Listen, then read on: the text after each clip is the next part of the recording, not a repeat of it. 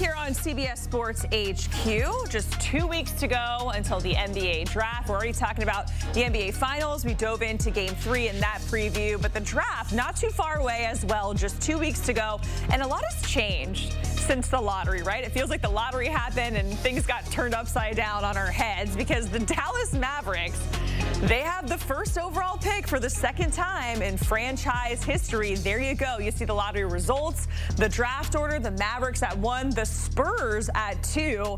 It wasn't too long ago when they had Wemby and they selected him with the #1 overall pick, the 76ers. Also there at number 3, followed by the Hornets and the Jazz, rounding out the top 5 lottery results. But again, the shocker of this is the Mavs, and we kind of already know which direction they're going to go. And we're going to talk about Avery Johnson's top NBA draft prospects here. We're going to go your top 5. We're going 5 to 1. We're starting with this gentleman, VJ Edgecomb, out of Baylor, and you're going to give us comps for all of these guys, Coach. We're actually giving him a comp to a gentleman who is playing in the finals, which is high praise, high kudos here for this gentleman. Yes, and I covered VJ Edgecomb for CBS Sports Network during the college basketball season. This young man is outstanding. So I'm comparing him to Jalen Williams, who's playing in the NBA Finals for the Oklahoma City Thunder. He's versatile. He's a switchable player on the defensive end, smooth. He does a little bit of everything. He's got a really great frame. He's creative off the bounce. Offensively, he's efficient and unselfish, but he's capable of scoring on all 3 levels.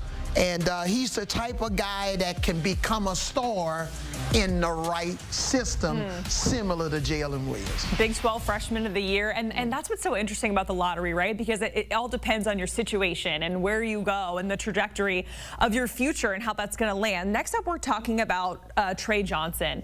And you're comparing this gentleman to somebody that you know very well, that you've covered, Klay Thompson here. What about his game reflects Klay's? Because obviously Klay, a phenomenal guy in the NBA with an outstanding career. What are the similarities between these two? Well, I think he can be another splash guy. Remember Klay Thompson and Steph Curry, they were the Splash Brothers in terms of their shooting.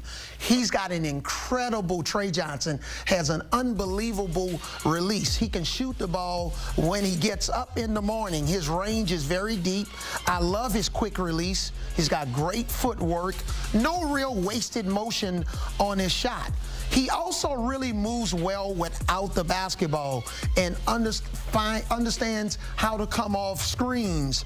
While he's not an elite defender like Klay was in the heat of his career, I think he'll be a capable positional defender. But this guy he really can shoot the ball. He grew up in Dallas. His dad was an assistant coach on his high school team. So I think he's got an opportunity to be a prolific three-point shooter in the NBA. Okay, and do you think, what is the ceiling when it comes to his defense? Do you think he can become prolific on that end of the ball? No, I don't think he's going to get there, but he'll be a really good help side defender. Okay. On the ball, he needs some work, like a lot of rookies entering the NBA. So now we're talking about a pair of teammates, which is crazy that we're talking about these guys going, in the top 5, and they played on the same team in college at Rutgers. Ace Bailey, we're starting with him. And the comp for him is a guy who I feel is a gamer, puts his body on the line. We've seen the comp here with Jimmy Butler. We've seen him drag teams to NBA Finals. Is the comp more about the heart and all of that, or does it have to do with the skill set as well? I think a combination, Jacqueline. The skill set, the heart, the intensity. This young man, Ace Bailey, I think he'll end up being a better scorer overall than Jimmy Butler, but I'm looking at the heart. I'm looking at this kid has a high motor.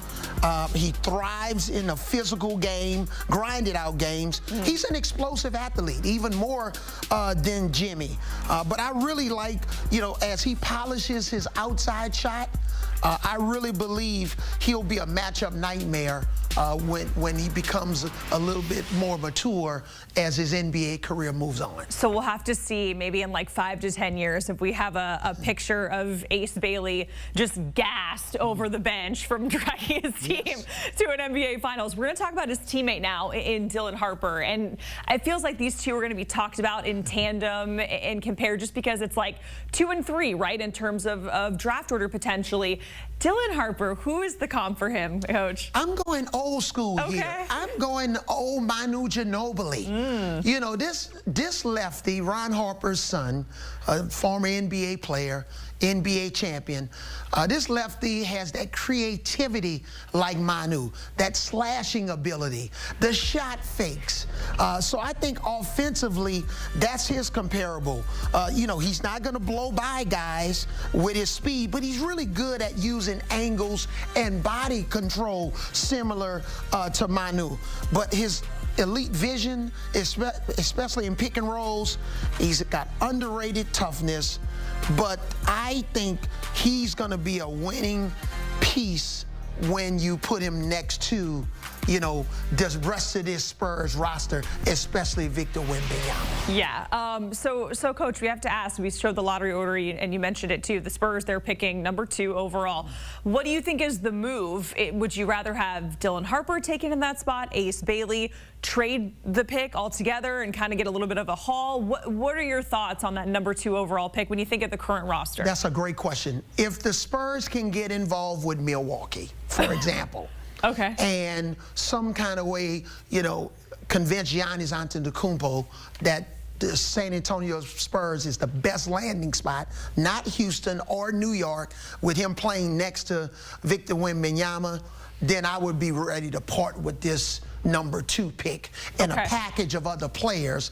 Hopefully they can keep Steph Castle, but if you put De'Aaron Fox and Victor Wembanyama and, you know, Giannis Antetokounmpo, then they elevate from a non-playoff team to a top 4 team in the Western Conference. Yeah. That's the trade I would make and why I would be willing to part with this pick if they can get involved with Giannis. I don't know who is stopping that squad with Giannis, Wemby, and De'Aaron Fox. If that doesn't happen, you're going with Dylan Harper? I'm going with Dylan Harper. Okay. Over Ace Bailey. Got it. Yeah. All right. Now we have finally reached the #1 prospect.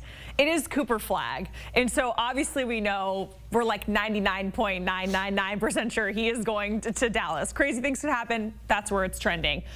What is the comp? How do you create a comp for someone like this who is so explosive and is just such a phenomenal player? We saw in his 1 year at Duke. First of all, I agree with Coach K. He's the best freshman to ever play at Duke. Wow. Of all of the guys and that's with all due respect to Grant Hill and all of the guys. And this next Duke player that I'm about to talk about, Jason Tatum. Yep. I think this is the comp.